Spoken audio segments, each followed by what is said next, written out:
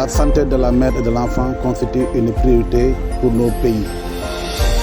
D'importants efforts la santé de la mère et de l'enfant constitue une priorité pour nos pays. Mais d'importants efforts ont été faits, mais force est de constater qu'il y a encore des défis.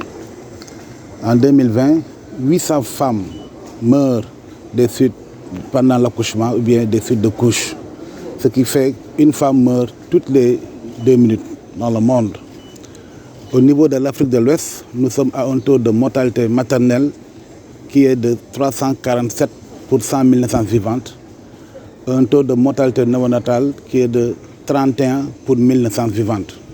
Au Sénégal, nous sommes à un taux de mortalité maternelle qui est de 236 pour 100 000 naissances vivantes et un taux de mortalité néonatale de 21 pour 1000 naissances vivantes. Pour accélérer la tendance pour atteindre les objectifs du développement durable, l'Organisation mondiale de la santé a préconisé au pays des soins intégrés, qui n'est rien d'autre de tout faire pour réduire les occasions manquées chez les femmes ou bien les enfants qui fréquentent les structures sanitaires. Et c'est dans ce cadre qu'il a été créé au niveau de l'Afrique de l'Ouest un projet pilote qui a démarré au Niger, au Burkina Faso et en Côte d'Ivoire, que l'on appelle l'intégration de la planification du postpartum à la santé maternelle, néonatale, infantile et à la nutrition.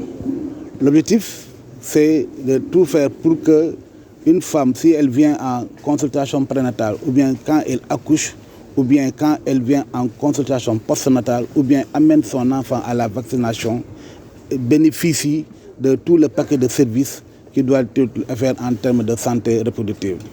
Le Sénégal a été enrôlé en 2019, mais pour coordonner vraiment cette stratégie, il a été mis en place au niveau de l'Afrique de l'Ouest, ce qu'on appelle la communauté de pratique de l'intégration de la planification familiale du postpartum à la santé maternelle, néonatale, infantile et à la nutrition. L'objectif de ce cadre, c'est de favoriser et de permettre les échanges entre bonnes pratiques pour une meilleure prise de décision en vue d'accélérer la couverture sanitaire universelle en 2030. Et le Sénégal a été enrôlé en 2018 et aujourd'hui tous les 9 pays du partenariat de Ouagadougou ont élaboré ce qu'on appelle un plan d'accélération du passage à l'échelle. Parce que ce sont des projets qui sont en phase pilote dans nos pays. Si je prends l'exemple du Sénégal, ce projet est en phase pilote dans un district sanitaire qui est le district sanitaire de Touba. Et nous voulons passer cette stratégie parce que nous avons engagé des résultats probants. Ce qui fait que nous avons élaboré un plan de passage à l'échelle. Ce qui fait aujourd'hui nous sommes là pour partager nos plans, mais aussi pour faire un plaidoyer pour la mobilisation de ressources qui sont des ressources domestiques, mais aussi des ressources auprès des partenaires.